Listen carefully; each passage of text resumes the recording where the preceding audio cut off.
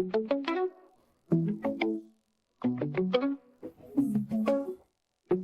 Convos, come on in, have a seat, stay a while, take a load off out into the beat. We can just chill, have a drink, say what's on our mind. Never know what you're thinking, hey, it could be neat. Fear is everywhere, in your mind, on the street, in the earth, and the stars. Scary things you left for free. What you gotta say about it? Having fun, you and me. If you got nowhere to go, no place to be, just relax, have a chat, but don't think it's therapy. If you get too afraid, there's a door you can leave tonight and be well.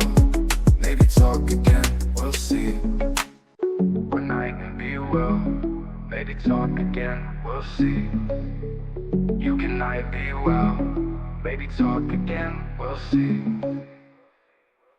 Good evening, everyone. Welcome back to Horror Convos, a casual, relaxing, and occasionally funny podcast where we choose one horror topic per episode and discuss anything related to it that we want. Movies, TV, novels, comics, video games, radio dramas, personal experiences. Nothing is off limits here.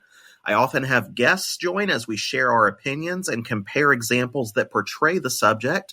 New episodes release every other Wednesday.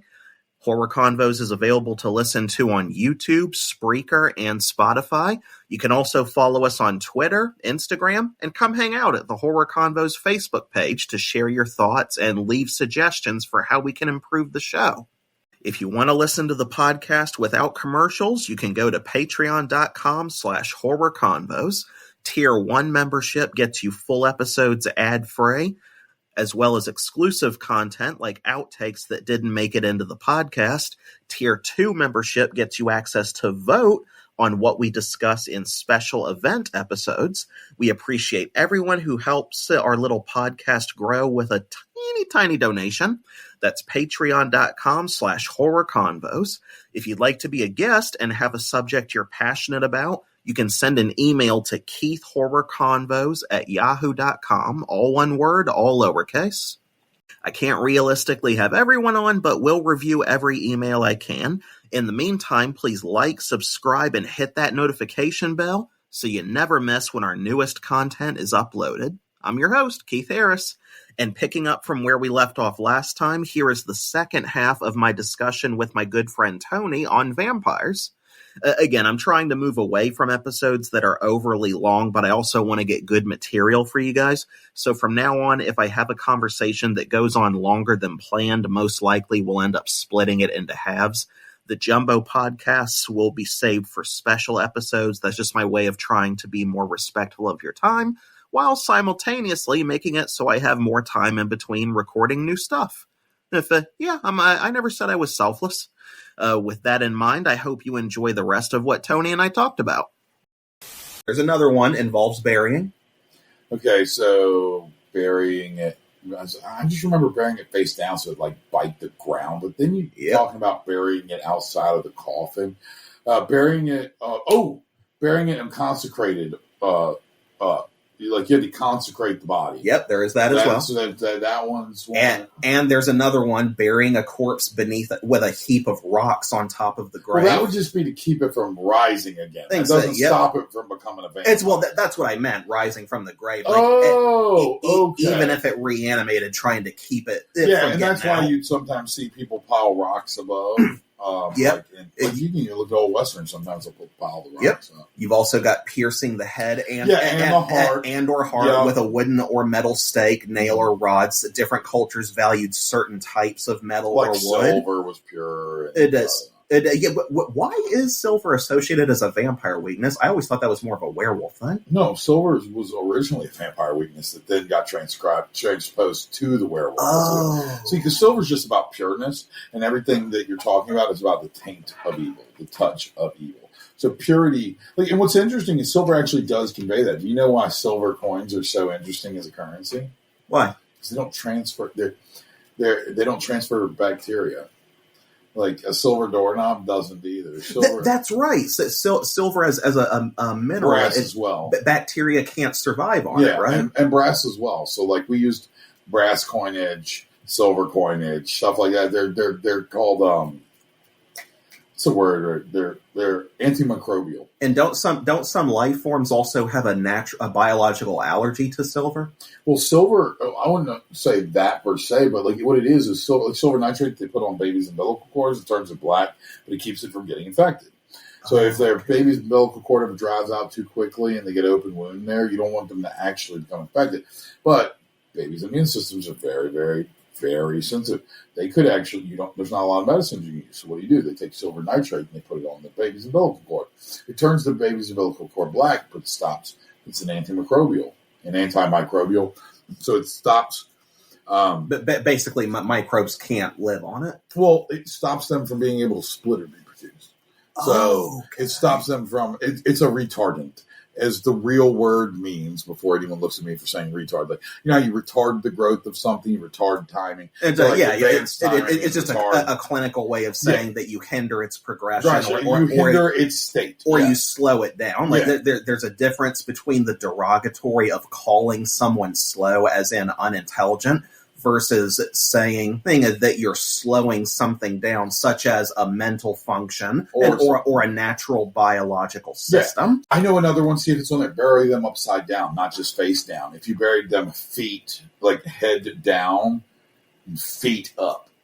That was another one that I didn't get that one. That's one of the Asian cultures. There's also piercing the head and or heart with a nail. We did that.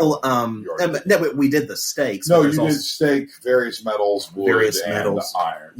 Iron. But little nails, aren't those also used in some versions? It's like not a spike, but like a hammer nail. What they would do is they'd hammer the nail into the heart. So it is a little spike. Then there's throwing poppy seeds into the coffin with the body. I never understood that one at all. Yeah, I don't like that one. Do poppy seeds represent purity? Could that be what it is? I don't know. There's placing a pebble or coin under the body's tongue, hammering a nail or spike through the tongue. You mentioned burning the tongue as well as the palms of the hands. And there's severing the head preemptively and placing... Poppy seeds represent sleep, peace, and death. There you go. Okay.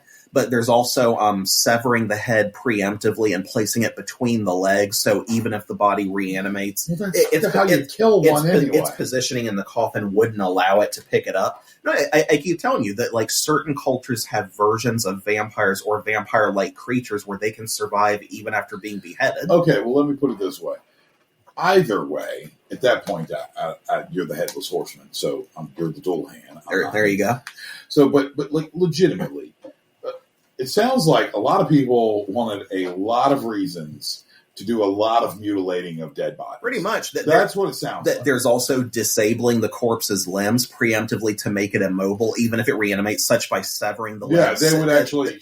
they cut the sinews and tendons.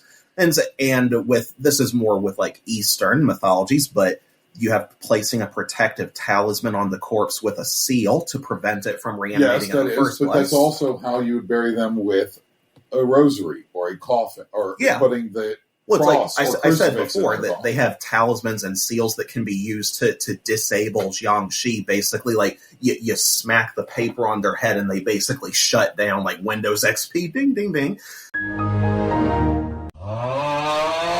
Yeah, but that's kind of or at the very least, it stuns them. It's in like Blue Exorcist or something, isn't it? I haven't seen Blue Exorcist. I saw a little bit of the first episode. Or maybe I'm confusing it. Maybe that's what's the dude from Inuyasha, the lecherous priest. My best friend in high school was an Inuyasha nut. I had all the manga at one point. What was the lecherous priest in Inuyasha? I don't remember. Didn't he used to slap like?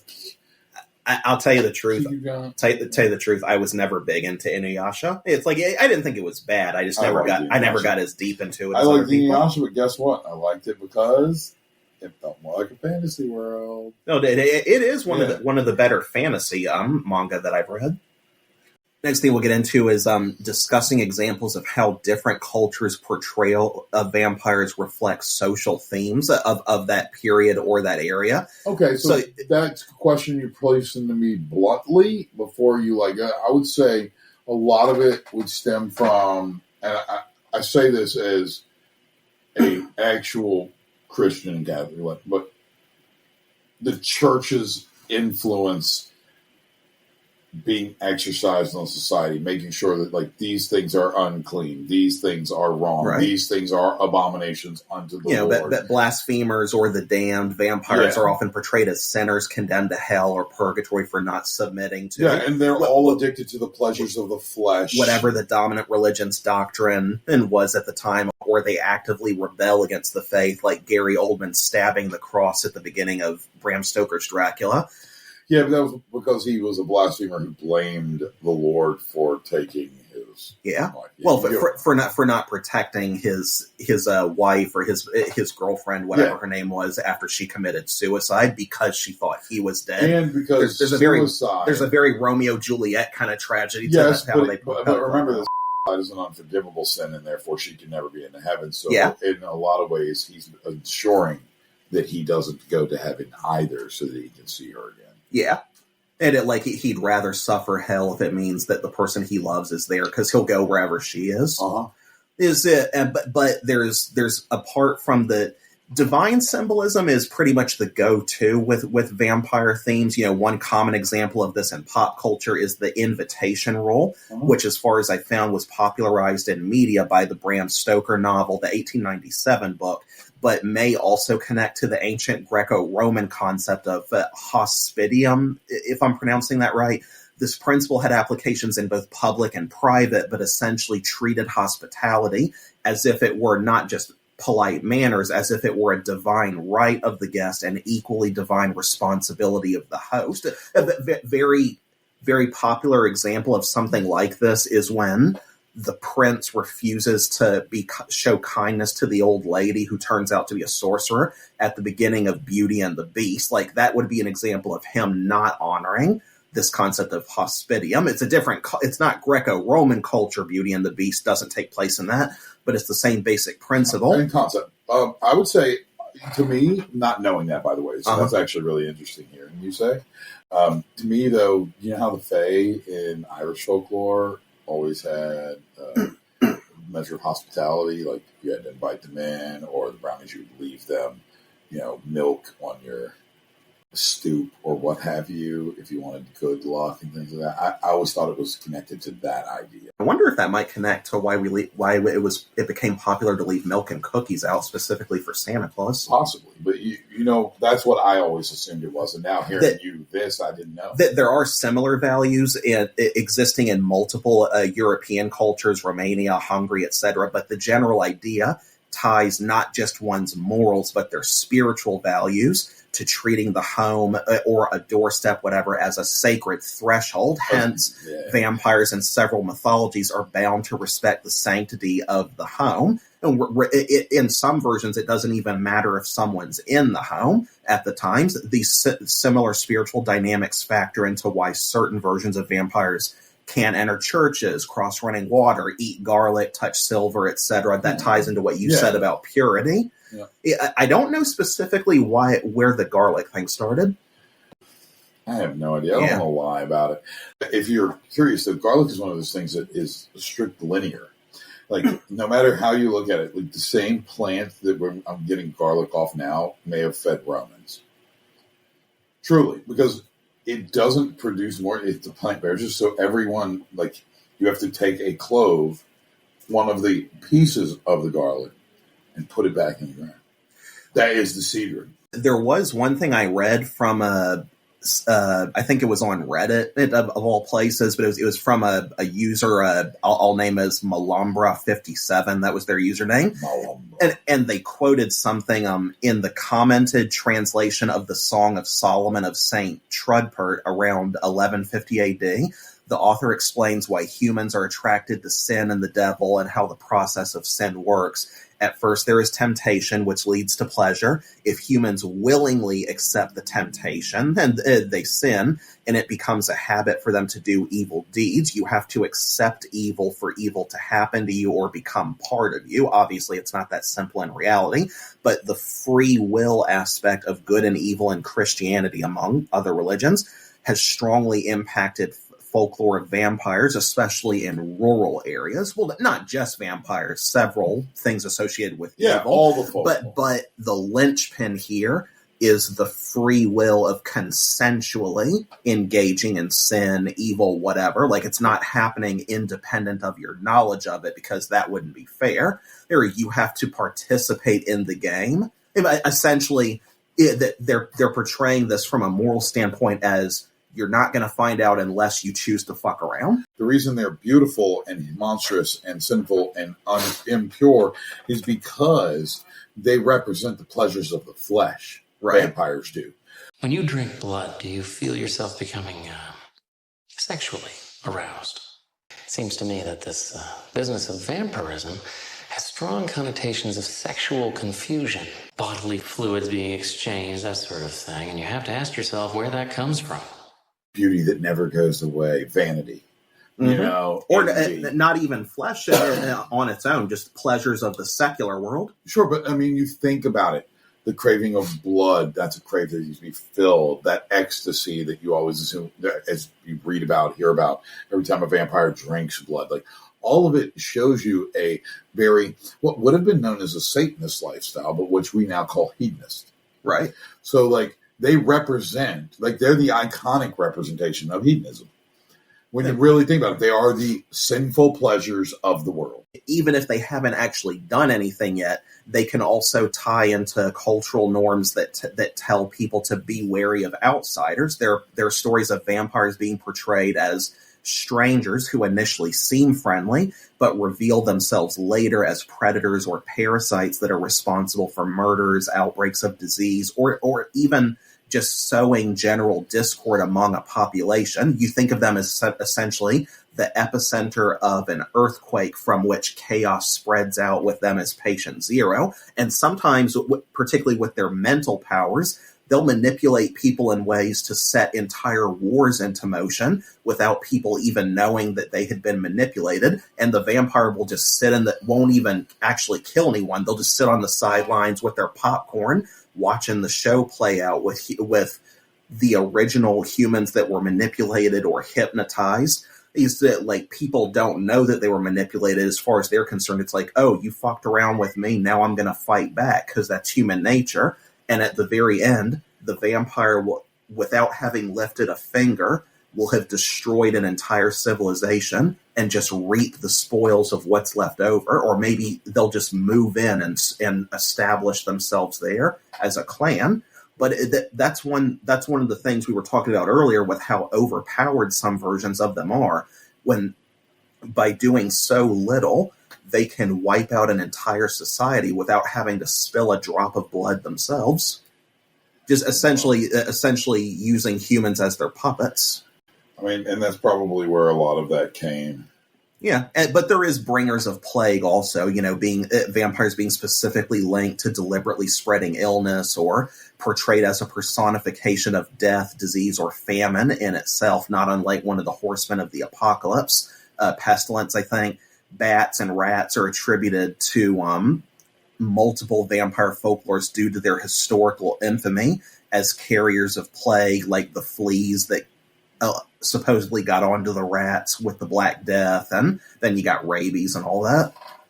Yeah, and we already covered, like, sexual urges and forbidden desire. Or, like, that's a common trait in the Romanticism period of vampires, especially in Western media, reflecting the struggle between holding to one's humanity and morals versus indulging or becoming addicted to base impulses and generally engaging in societal taboos. It's just a common pattern for vampirism to be framed as a consequence for doing something wrong, reflecting the creature itself or people that associate with them as a form of cautionary tale. They can be portrayed as demonic beasts, mockery of humanity, tragic, restless spirits trapped in a corporeal state, or some combination thereof. And across their various incarnations, they seem to embody humanity's natural fascination with the unknown, death, the night, the afterlife, and how that innate curiosity can tempt us to defy societal, moral, and or sacred conventions. Yep. I mean, it's all about being, you had a great point with the Star Wars alliteration there earlier. Think about it, or the Star Wars comparison. It's all about being lured into temptation. That's what they represent, temptation.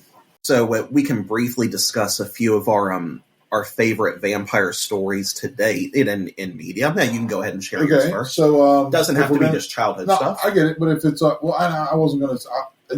I just those ones formed me though. It's my favorites. I mean, Bram Stoker's Dracula is a fantastic book, but again, you're talking to a guy who's like major, like my favorite novels are the Sherlock Holmes novels, Woman in White. I love 1860 to like 1912 and stuff. But by Carmilla, I think it was Sheridan, right? Yeah, Sheridan Le Fanu. It's like the first vampire story ever written, and I didn't read it. I think it was from 1872. The first one? Well, it's the first prototypical vampire story. I don't mean like the one from like I think before came here. I think yesterday I read about like a Slavic tale from like 1047. I'm talking about the first like publicized vampire. I got you. It's called Carmilla, and it was by Sheridan LaRue. I can never remember. Just look up Carmilla 1872. You don't have to, but anyway, the author, it's like a lesbian vampire story set in 1872. Do you know what I'm saying? And it's considered to be the most influential vampire novel in history. It predates Bram Stoker's by like 25 years. And it was probably the impetus for him to write a story about it's pronounced Carmilla. It's spelled like Carmilla. Carmilla. 1872 Gothic novella by Irish author Joseph Sheridan Le Fanu.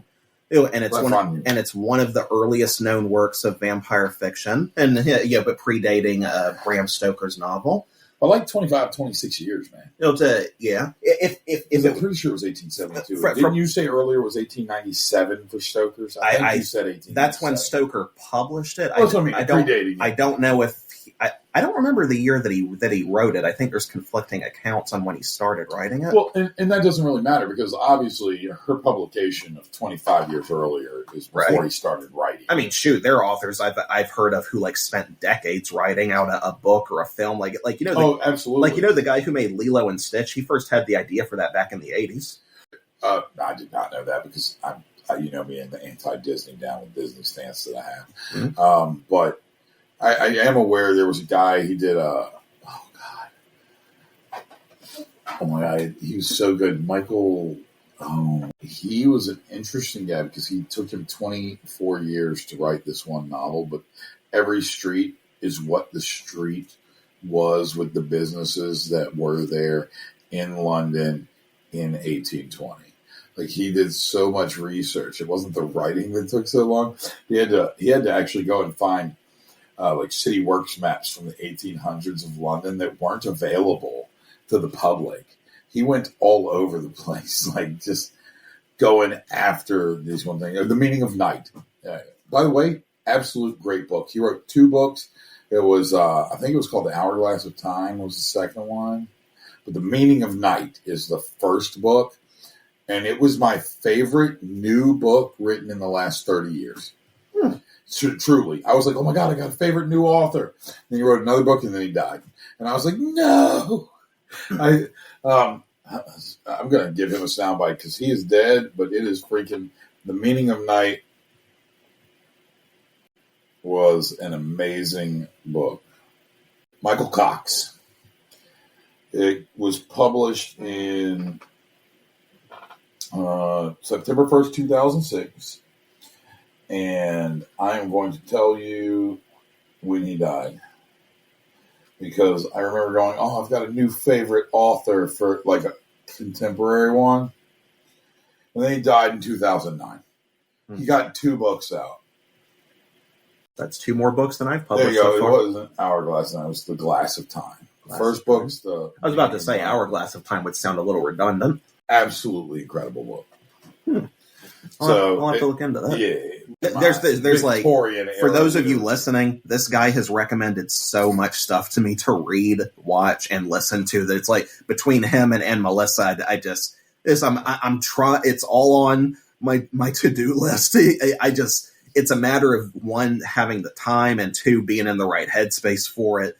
Because some of these stories, it's just you got to be in the right headspace to really engage with.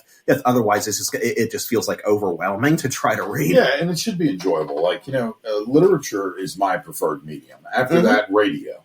I'm not a big television or movie person, which is why this is kind of strange, because I would say that like horror is in every medium, and I love Poe's stuff, and I would consider him like the godfather of horror.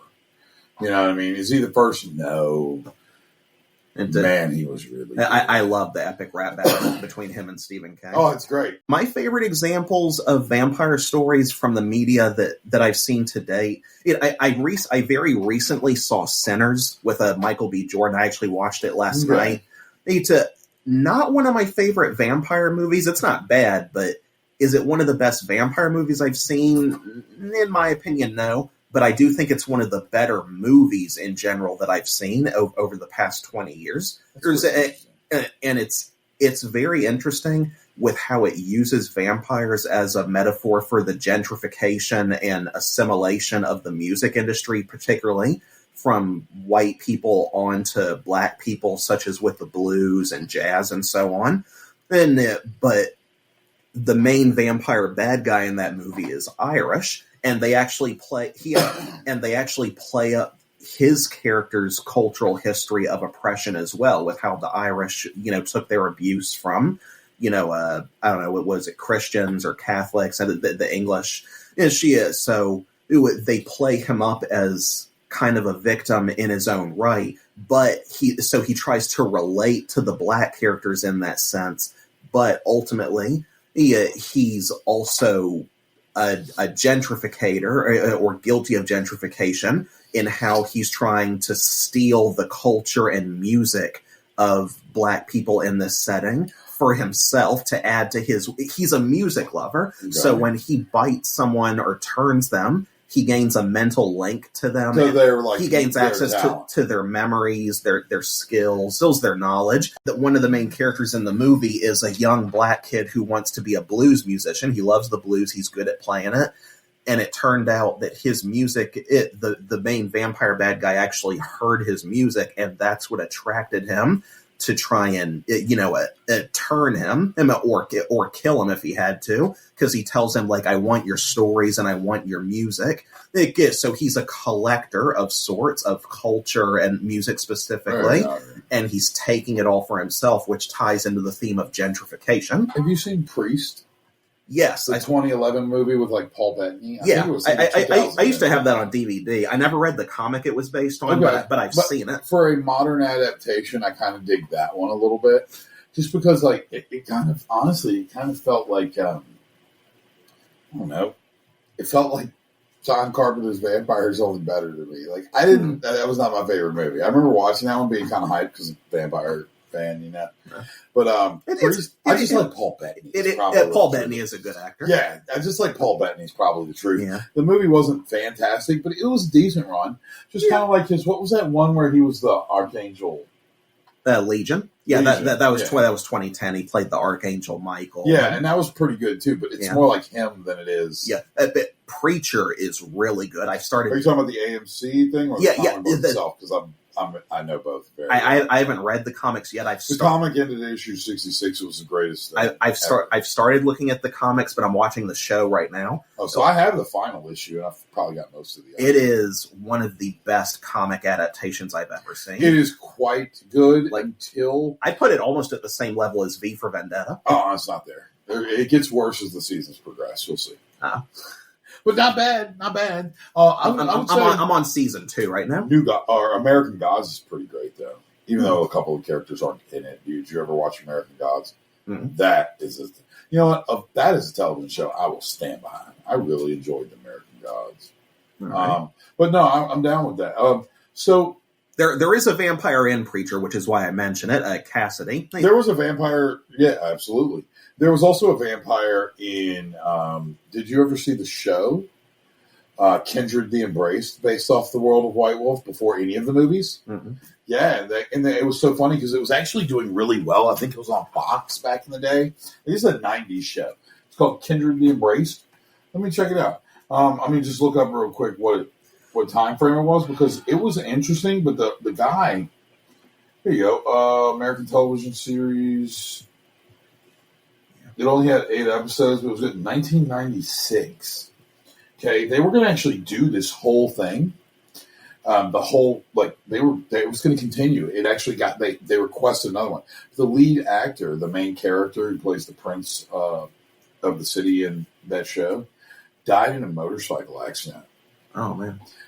And they were like, well, just recast him. And the director refused to recast him. It's like, absolutely not. This is who I envisioned. Well, that would be like recasting Brandon Lee after he died filming The Crow. It's like they brought in someone else to finish up his footage, but they made it look as close to his face as they possibly could. I think they actually even made a mask with his likeness sculpted into it and put it over the actor's face. Sure, and I think the weird thing about that movie, well, it's different. I mean, like, what kind of like stroke of luck that it was originally, when that movie came out, I don't know what The Crow's up to now, but when the Crow comic was out and that movie came out, there were already 4 different Crows. Mm-hmm. Because the story had finished on all 4.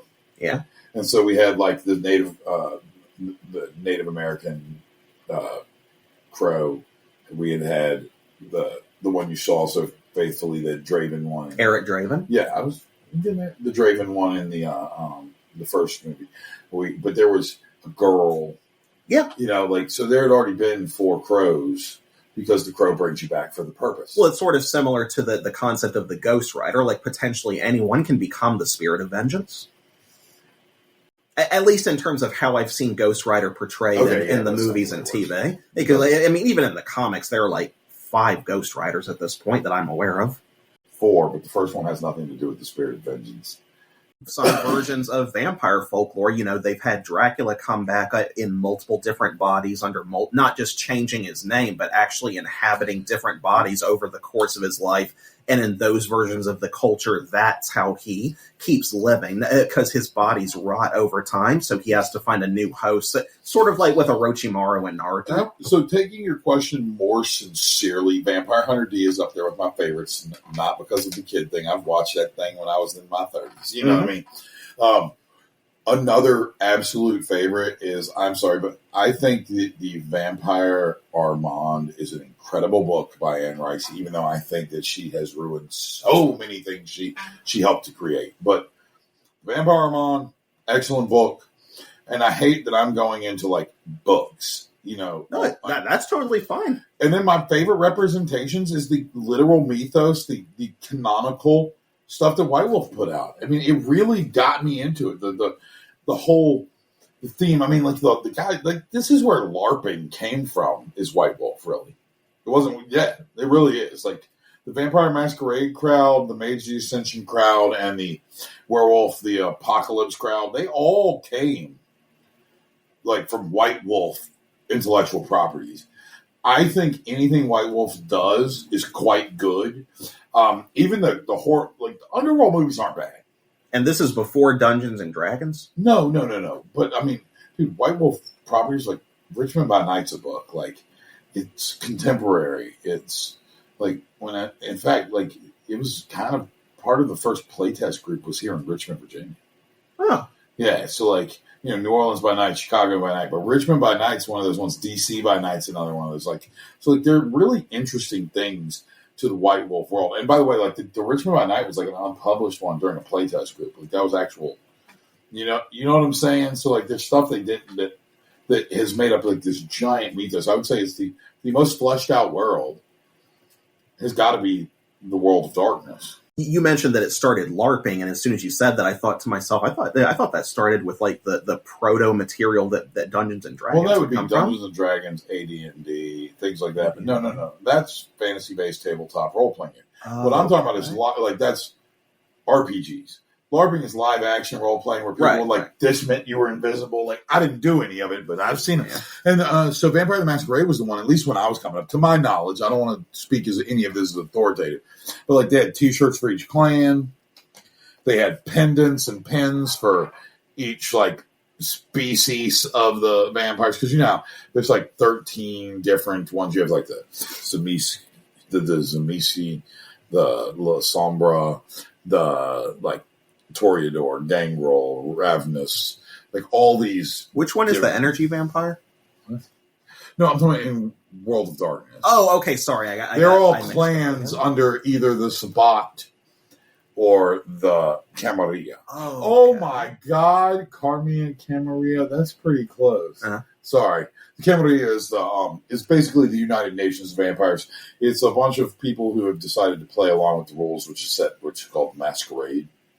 I don't mean to be explaining that. I do not have time to explain all the Vampire Masquerade. Wait, we can always come back and go in deep on that in another episode. It is the best horror role-playing game ever, period, full stop. And the cleanest system. It's a D10 system. All right.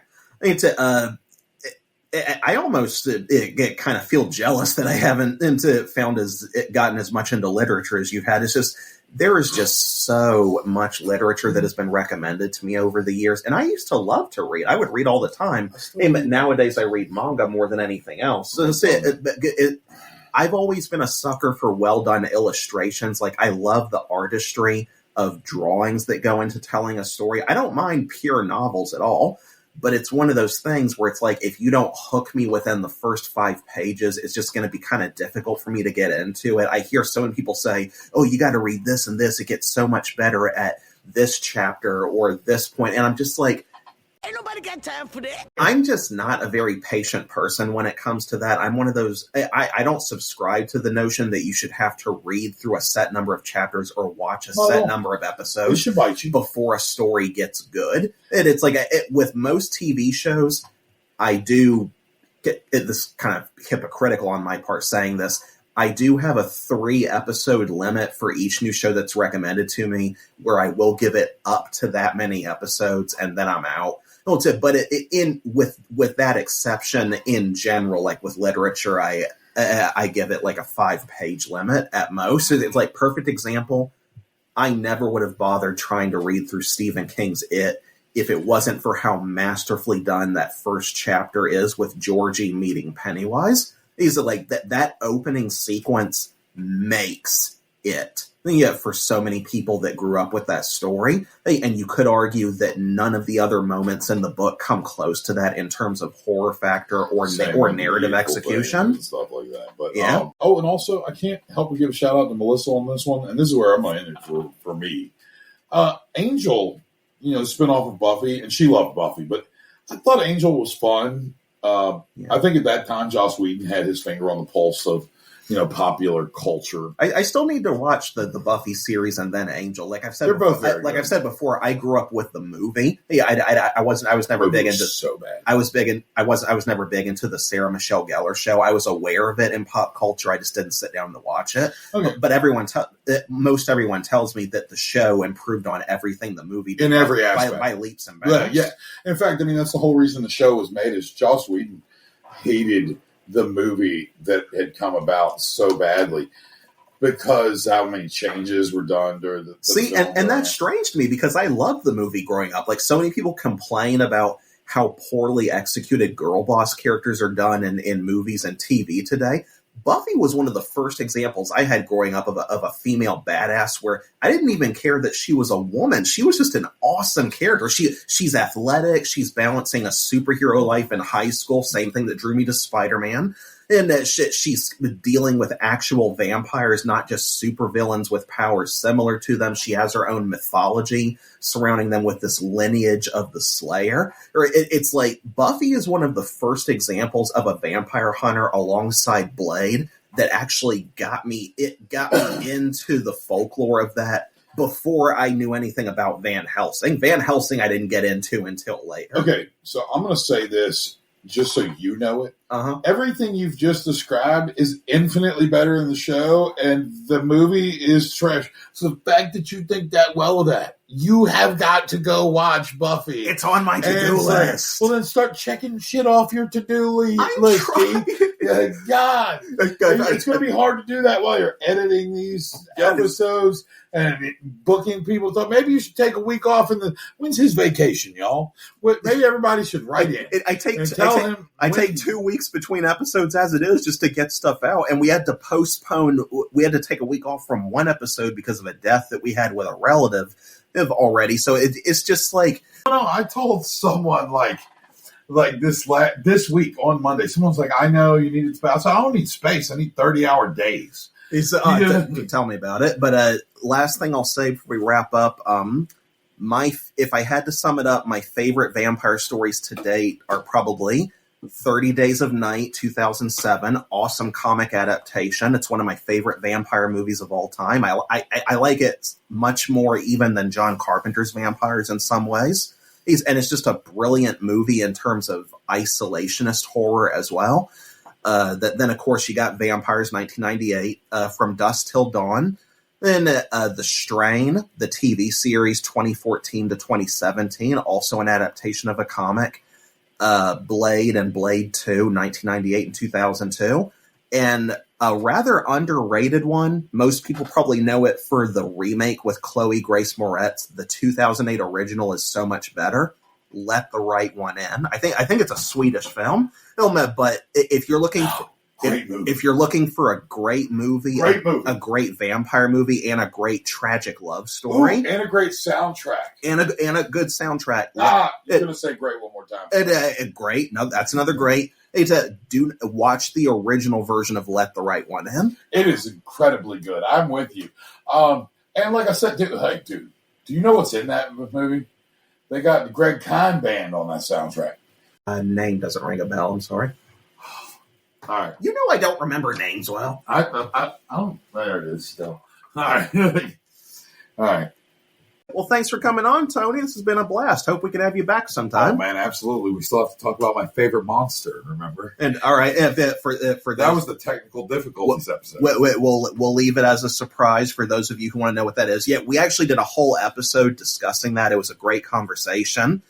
And for some reason, maybe because of our positioning, the audio just didn't register well, so that whole episode ended up being unusable. We'll do a take 2 of it, and next time we'll be sure that everything is picked up properly. Hey, but that's going to be a good episode. I look forward to having you back for that one. Absolutely, brother. All right. Everybody, have an amazing night. Tune in, listen to Keith. He's always fun to hear from. I do what I can. Oh. Thanks, man. And that is it. The blood trail has officially run dry for this episode of Horror Convos. If you want to hear extra stuff Tony and I discussed that didn't make it into the show, again, you can listen to the outtakes at Patreon. Comment below. What are some of your favorite vampire stories? Which mythology and pop culture is your favorite? Do you donate blood regularly for easy money, or are you just a good Samaritan supporting your local undead community? Don't be shy with sharing your thoughts. Remember, this is more than a podcast. It is a dialogue between horror lovers. Here is your regular reminder that Horror Convos is available to listen to on YouTube, Spreaker, and Spotify. If you'd like to be a guest, remember to email keithhorrorconvos@yahoo.com.